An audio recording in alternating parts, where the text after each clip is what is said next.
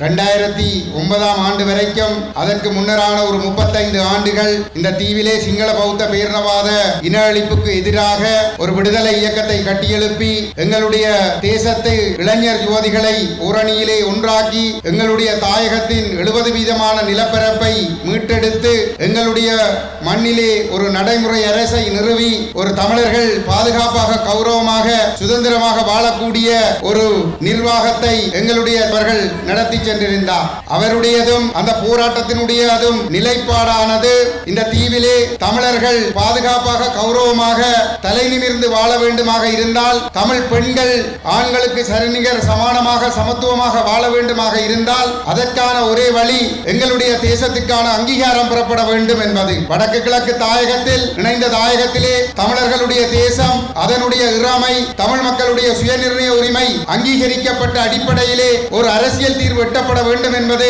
அந்த விடுதலை போராட்டத்தினுடைய இலட்சியமாக இருந்தது. அந்த விடுதலை போராட்டம் பூகோள ஆதிக்க போட்டி காரணமாக இந்த வல்லரசுகளுக்கு இடையிலான நலன்சார் சுயநல போக்கு காரணமாக அது ஒரு இன அழிப்பின் மூலமாக முடிவுக்கு கொண்டு வரப்பட்டிருந்தாலும் கூட அந்த விடுதலை போராட்டம் தன்னுடைய இறுதி மூச்சு வரை 2009 மே 18 வரை இந்த லட்சியத்தை சரணாகதி அடைய செய்யவில்லை. அந்த விடுதலை போராட்ட லட்சியத்தை உறுதியாக கொண்டு வந்து அடுத்த தலைமுறையினரிடம் கையளித்து விட்டு அந்த போராட்டம் மௌனித்துக் கொண்டது. நிச்சயமாக இந்த பூகோள ஆதிக்க போட்டியானது தமிழர்களுக்கான ஒரு விடுதலை வாய்ப்பை கொண்டு வரும் என்பதிலே எங்களுக்கு ஒரு திடமான நம்பிக்கை இருக்கிறது.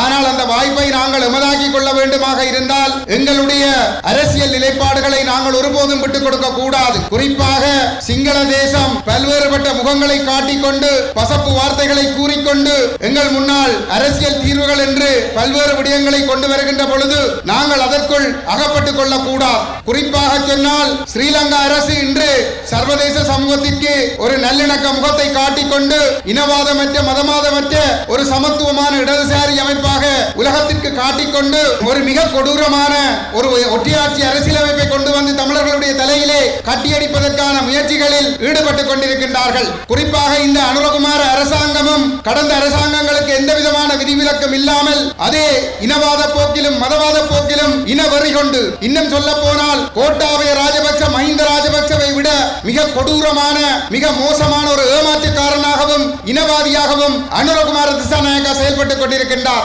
அவருடைய இந்த ஏமாற்றுகளுக்குள் நாங்கள் அகப்பட்டு விடக் கூடாது. கடந்த 2015க்கும் 2019க்கும் இடையில் தமிழ் மக்களுடைய வாக்குகளை பெற்று நாடாளுமன்றத்திற்கு சென்று அங்கே அறுதி பெரும்பான்மை ஆசனங்களோடு தங்கியிருந்த பதவியில் குந்தியிருந்த தமிழ் தேசிய கூட்டமைப்பு தமிழரசு கட்சியினுடைய பங்கு பெற்றுதலோடு முழுமையான இடக்கத்தோடு அந்த ரணில் மைத்திரி குள்ளநரி ஆட்சி தயாரித்த ஏக்கிய ராஜ்ய அரசியல் யாப்பு வரைவை தமிழர்களுக்கான இனப்பிரச்சனைக்கான தீர்வாக கொண்டு வந்து நிறைவேற்றுவதற்கு அனுர அரசாங்கம் பகிரத பிரயத்தனம் செய்து கொண்டிருக்கின்றது.